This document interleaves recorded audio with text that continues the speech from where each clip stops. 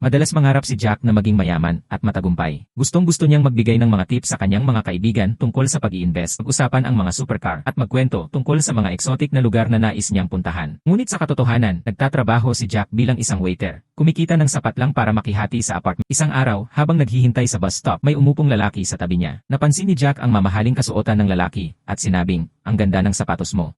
Matapos makinig ng ilang sandali, tinanong ng lalaki, "Ano ang ginagawa mo para maabot ang pangarap mo?" Natahimik si Jack, napagtanto niyang wala siyang ginagawa para maabot ang kanyang mga pangarap. Tumayo ang lalaki, lumingon kay Jack, at sinabing, "Ang himala na hinahanap mo ay nasa trabahong iniiwasan mo." Pagkatapos, sumakay siya sa limousine at umalis. Nanatili si Jack doon, malalim na nag-iisip. Naunawaan niya na bagaman malaki ang kanyang mga pangarap, wala siyang ginagawa upang matupad ang mga ito. Mula sa araw na yon, nagsimula siyang magtakda ng mga konkretong layunin at nagsikap ng husto upang maabot ang mga ito. Nag-ipon siya ng pera at nag-aral tungkol sa mga investments. Naunawaan niyang ang daan patungo sa tagumpay ay nasa masipag na trabaho